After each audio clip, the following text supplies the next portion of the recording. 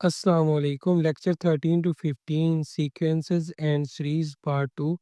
तो previous lecture में हमने arithmetic sequence and arithmetic series के बारे में पढ़ा था। इस लेक्चर में हम ज्योमेट्रिक सीक्वेंस और ज्योमेट्रिक सीरीज के बारे में पढ़ेंगे। और सिर्फ यही नहीं, हम convergence of a sequence and divergence of a sequence के बारे में भी पढ़ेंगे। फिलहाल इसकी डेफिनेशन की तरफ बढ़ते हैं। तो डेफिनेशन में ये कहता है कि a sequence in which each term after first is found by multiplying the previous term by the constant value called common ratio is called a geometric sequence or geometric progression। For simple define के एक ऐसी sequence है जिसमें हर अगली term जो है वो found होती है या हमें हासिल होती है by multiplying the previous term by a constant value. इसका मतलब है कि एक कांस्टेंट वैल्यू है जो कि प्रीवियस टर्म से मल्टीप्लाई होने के बाद हमें अगली टर्म मिल रही होती है। इसको हम कॉमन रेशियो का नाम देते हैं और इसको ज्योमेट्रिक सीक्वेंस या जियोमेट्रिक प्रोग्रेशन का नाम देंगे। तो एक एग्जाम्पल का सहारा लिए बगैर हम कभी भी एक डेफिनेशन को नहीं समझ सकते। तो एग्जाम्पल हमारे सामने है।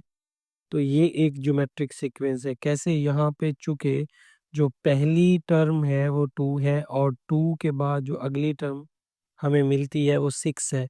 और ये कैसे मिल रही है? जब हम 2 को 3 से मल्टीप्लाई कर रहे हैं। इसी तरह जब 6 को 3 से मल्टीप्लाई करेंगे तो 18 मिलेगा। तो यहाँ पे जो कॉमन रेशियो आ रहा है वो 3 है। मतलब वो नंबर, वो कॉन्स्टेंट नंबर जो कि मल्टीप्लाई होगा हर प्रीवियस टर्म से और हमें नेक्स्ट टर्म मिलेगी। थोड़ा और इसे बेहतर अंदाज में एक्सप्लेन कर लेते हैं। जैसे कि यहाँ A1 2 है, A2 6 है और A3 जो है वो 18 है। और इसी तरह ये इनफाइनाइट नंबर ऑफ टर्म्स हैं।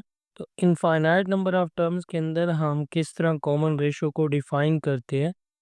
देखें, अगर यहाँ पे हम A2 डिवाइडेड बाय A1 करें या A3 डिवाइडेड बाय A2 करें, तो इसी तरह हम an divided by an minus 1 करें, मतलब हर जो अगली टर्म है उसको जो पिछली टर्म है वो अगर डिवाइड करे तो इस सूरत में आपको एक नंबर मिलने वाला है जो कि 3 है। इसी को हम कॉमन रेशियो का नाम देंगे। और जैसा कि उसने डेफिनेशन में कहा कि ये मल्टीप्लाई करने से हासिल होता है। ऑब्वियसली जो 3 है ये वही कॉमन रेशियो है या वही कॉमन नंबर है जो कि हर पिछली टर्म में मल्टीप्लाई होता है और हमें अगली टर्म मिलती है। तो अगर ज्योमेट्रिक सीक्वेंस के अंदर हमने किसी भी टर्म को फाइंड करना तो उसके लिए एक फार्मूला यूज करते हैं जो कि स्क्रीन पे आपको दिखाई दे रहा है। an is equal to a r raise to the power n minus 1। तो ये फार्मूला हमें हेल्प करने वाला है किसी भी टर्म को फाइंड करने में ज्योमेट्रिक सीक्वेंस के अंदर। तो जैसे हमने पीछे अरिथमेटिक सीक्वेंस के लिए एग्जांपल परफॉर्म की थी, यहाँ पे भी हम ज्योमेट्रिक सीक्वेंस के लिए भी एक एग्जांपल परफॉर्म करते हैं। आपकी बुक से ही एग्जांपल ली गई है। ये एग्जांपल आपके सामने है। Find the 10th term of the geometric sequence with a is equal to 2000 and the common ratio of 1/2। इसके सोल्यूशन की तरफ अगर बढ़े तो हमारे पास जो a है वो 2000 है और हमारे पास जो कॉमन रेशियो है r जिसे बोलते हैं वो 1/2 है। और चूंकि यहाँ पे 10th टर्म हमने फाइंड करनी है तो हम a10 जो है यहाँ पे लिखेंगे। और फार्मूले के मुताबिक यहाँ पहले हम क्या पुट करेंगे, ए की वैल्यू जो कि 2000 है, उसके बाद हम लिखेंगे आर की वैल्यू जो कि कॉमन रेशियो है हमारे पास, वो हमारे पास है 1/2 और इसकी पावर हो जाएगी 9। अब ये पावर जो 9 हुई है वो आपको पता है कि n-1 हम करते हैं तो हमारे पास 9 आएगा क्योंकि n जो है वो 10 है हमारे पास। तो 10 में से जब हम माइनस कर देंगे 1 को तो हमारे पास क्या आ जाएगा, 9 आ जाएगा। तो यहाँ पे जो हाफ की पावर है 9, मतलब 1/2 रेज टू द पावर 9 जो है, इस पूरे का जो आंसर रहने वाला है वो रहने वाला है 1/512। तो ये हमारे पास आ गया 1/512। तो बहुत सिंपल है, मैथमेटिक्स की ये बेसिक ऑपरेशंस हैं। अब इन दोनों को मल्टीप्लाई करेंगे तो यहाँ पे हमारे पास ये आंसर आएगा। मज़ीद सिंप्लीफाई करने से हमारे पास ये स्टेप आएगा और यहाँ हमने क्या किया है, सिंपली हमने यहाँ पे 4 पे डिवाइड किया है और 4 पे डिवाइड करने के बाद हमें ये आंसर मिला। उसके बाद ये स्टेप आएगा, हम 2 पे डिवाइड कर लेंगे ऊपर-नीचे, तो ये हमारे पास आ जाएगा 250/64 और अगेन 2 पे डिवाइड करेंगे तो हमारे पास 125/32 मिलेंगे।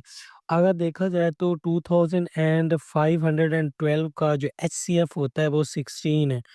अगर आप इसे 16 पे डायरेक्टली डिवाइड कर लेंगे तो फिर भी आपके पास आंसर आ जाएगा। मज़ीद आगे बढ़ते हैं और इस लेक्चर के बाकी टॉपिक्स को कवर करते हैं। तो इससे अगला जो टॉपिक हम यहाँ पे डिस्कस करने वाले हैं वो है जियोमेट्रिक सीरीज़। तो सबसे पहले हम जियोमेट्रिक सीरीज़ की डेफिनेशन की तरफ पढ़ेंगे और डेफिनेशन हमारे पास है, geometric series is the sum of the terms in a geometric sequence.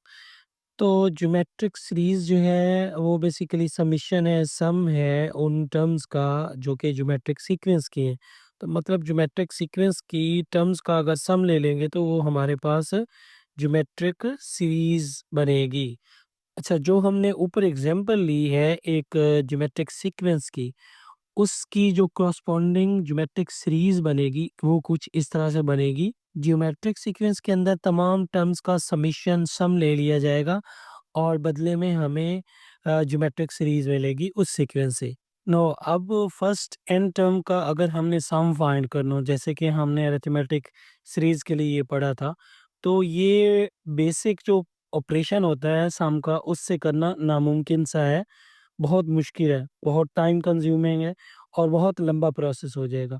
तो इसके लिए सम मालूम करने के लिए फर्स्ट एन टर्म का एक फ़ॉर्मूला इंट्रोड्यूस करवाया जाता है, तो उसकी तरफ बढ़ते हैं हम। ज्योमेट्रिक सीरीज़ के फर्स्ट एन टर्म्स का सम फाइंड करने के लिए हम इस फ़ॉर्मूला को यूज़ करते हैं।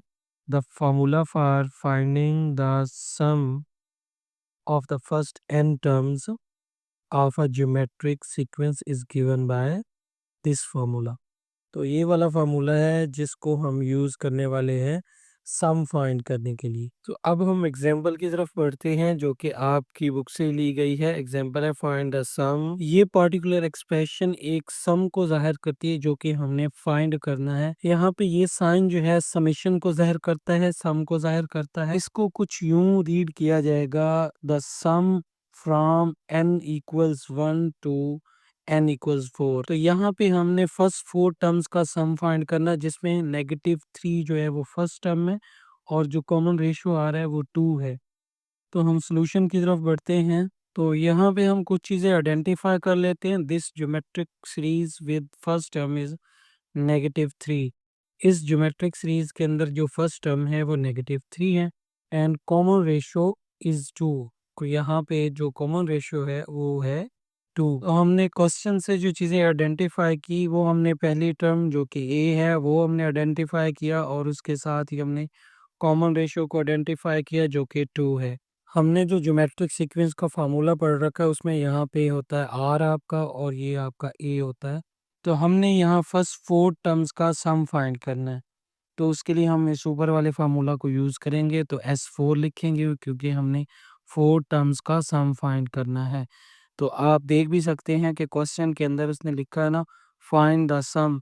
तो ऊपर मेंशन है कि आपने यहाँ पे देख सकते हैं कि 4 टर्म्स हैं जिनका आपने सम फाइंड करना। तो आप इस फ़ॉर्मूले को यूज़ करते हुए यहाँ पे आपको पता है कि ए आ जाएगा हमारे पास। उसके बाद ये 1 हम यहाँ पे लिखेंगे, नेगेटिव का साइन है और r raise to the power n होगा। n चूँकि हमारे पास 4 है तो यहाँ पे ऊपर हम 4 लिख लेंगे तो 2 रेज़ टू द पावर 4 हो जाएगा और यहाँ पे नीचे 1 माइनस r हो जाएगा उस फ़ॉर्मूले को देखते हुए। 1 में से r को जो कि कॉमन रेशियो है उसको हम माइनस कर देंगे। मज़ीद सिंप्लीफाई करने से इस स्टेप को हम कुछ इस तरह से लिख सकते हैं और इससे हमें हासिल होगा -45।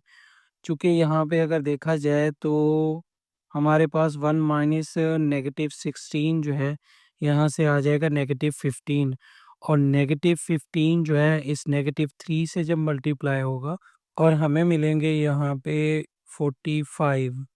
जब 45 हमें यहाँ से मिल जाएंगे तो डिवाइड में -1 है, तो -1 से जब ये डिवाइड होगा तो हमारे पास ये -45 आ जाएंगे। तो मज़ीद आगे बढ़ते हुए हम कन्वर्जेंट सीक्वेंस के बारे में पढ़ते हैं। तो सबसे पहले तो हम कन्वर्जेंट सीक्वेंस की डेफिनेशन की तरफ बढ़ते हैं। तो डेफिनेशन जो है कन्वर्जेंट सीक्वेंस की कुछ इस तरह से है।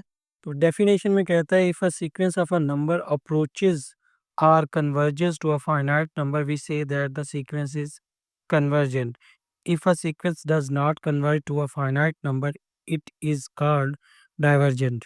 तो डेफिनेशन को थोड़ा इजीली हम एक्सप्लेन भी कर लेते हैं और एक एग्जांपल से भी इसे समझ लेते हैं कि अगर एक सीक्वेंस ऑफ नंबर्स है जो कि एक फाइनाइट नंबर को अप्रोच कर रही है, अगर वो सारे के सारे नंबर एक फाइनाइट नंबर को अप्रोच कर रहे हैं तो इसको हम कन्वर्जेंट कहेंगे। और अगर ऐसा नहीं है, एक सीक्वेंस जो है वो एक फाइनाइट नंबर को कन्वर्ज नहीं करती, तो उसको हम डाइवर्जेंट सीक्वेंस का नाम देते हैं। तो सीक्वेंस कब कन्वर्ज करती है हम इस एग्जांपल से समझ सकते हैं। ये हमारे पास एक सीक्वेंस है, तो इसमें अगर हम n की जगह 1 लेते हैं तो आंसर हमारे पास 1 आता है, और इसी तरह 2 लेते हैं तो 0.5 आएगा, 3 लेते हैं तो 0.33, 4 अगर लेते हैं तो 0.25, और अगर हम 10 लेते हैं तो 0.1, और अगर हम यहाँ पे 100 ले लें तो ये 0.01 आएगा। और अगर हम n को इंक्रीज कर लें, अगर n 1000 ले लें तो उसके बदले में हमें 0.01 आंसर मिलेगा। जितना n हम बढ़ाते जाएंगे हमारी सीक्वेंस कुछ इस तरह से आपको दिखाई देगी। 1 फिर 0.5 फिर 0.333 और इसी तरह ये 0.166 और ऐसे ही चलती जाएगी। तो ये एक कन्वर्जेंट सीक्वेंस कैसे है इसको हम थोड़ा डीपली देख लेते हैं। अगर आप थोड़ा गौर करें तो ये जो सीक्वेंस है ये इस नौइयत की है कि जैसे हम n को बड़ा करते जाएंगे, जितना बड़ा होता जाएगा n, आपकी जो वैल्यू है, जो आउटपुट है, वो ज़ीरो के क्लोज़र होता जाएगा, ज़ीरो के ज़्यादा करीब होता जाएगा। और अगर मान लो हमें जो टर्म चाहिए वो 0.000001 हो, तो हमें n जो है वो ग्रेटर देन 1 मिलियन लेना पड़ेगा। तो ये सीक्वेंस ऐसा बिहेवियर शो करती है कि जहाँ पे कहीं एक पॉइंट की तरफ सीक्वेंस जो है वो कन्वर्ज होती दिखाई दे रही है और वो पॉइंट है 0। और जब ऐसा हो कि एक सीक्वेंस किसी फाइनाइट नंबर को कन्वर्ज करे तो इसको कन्वर्जेंट सीक्वेंस कहा जाता है, जैसा कि एग्जांपल में दिखाया। और बाकी ऐसे सीक्वेंसेस जो कि एक फाइनाइट नंबर को कन्वर्ज ना करें तो उनको हम डाइवर्जेंट सीक्वेंस कहते हैं। इसको भी एक एग्जांपल से समझ, मान लो कि हमारे पास ये एक सीक्वेंस है जो कि -1 raise to the power n है।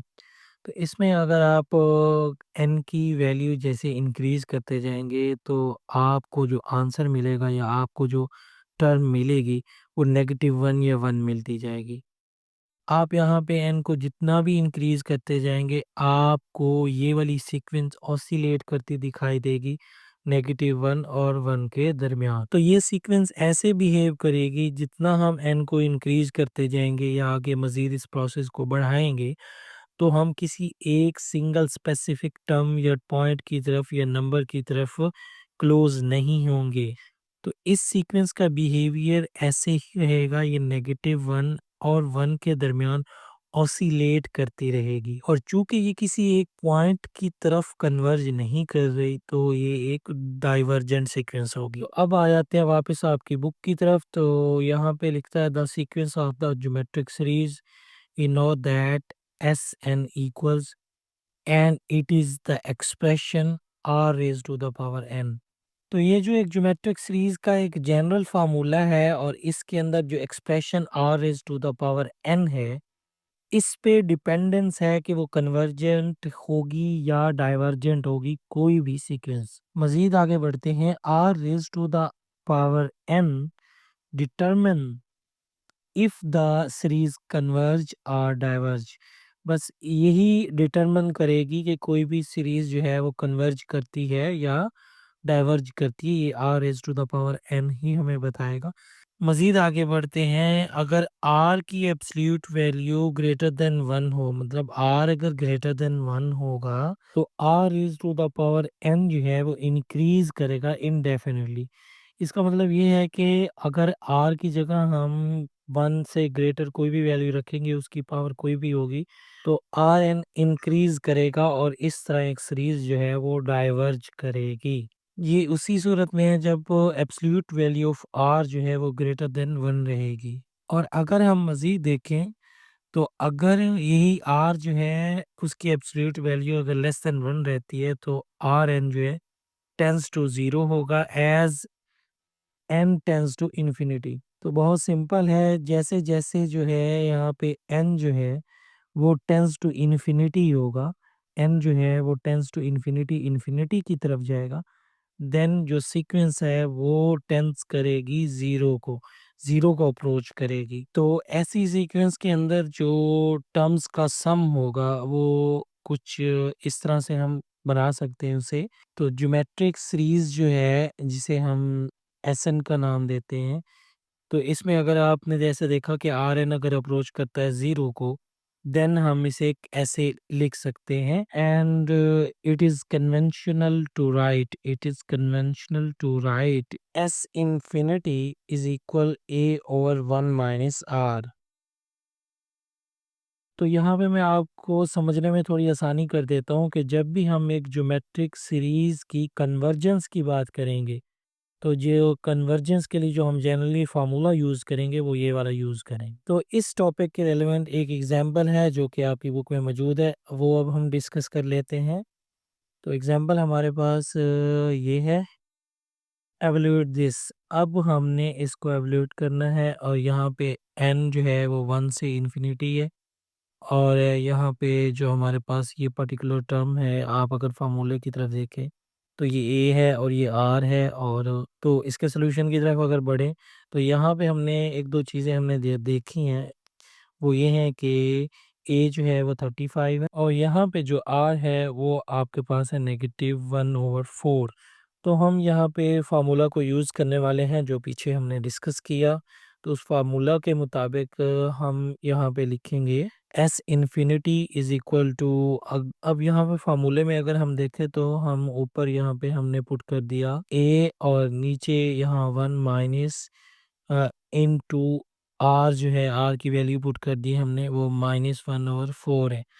तो ये वैल्यू पुट करने के बाद हम इसे मज़ीद सिंप्लीफाई करेंगे तो हमारे पास यहाँ 35 और ये 5/4 हो जाएगा जो कि हमें 25 बना के देगा। तो हमारे पास जो सम ऑफ सीरीज़ होगा, जो सीरीज़ का सम आएगा वो आएँगे 28। अब इस सीरीज़ के लिए हम कन्वर्जेंस और डाइवर्जेंस को भी थोड़ा-सा देख लेते हैं। देखें, अगर हम r को चेक करें तो r की जो एब्सोल्यूट वैल्यू आती है वो 1/4 आती है, और 1/4 जो है वो लेस देन 1 है।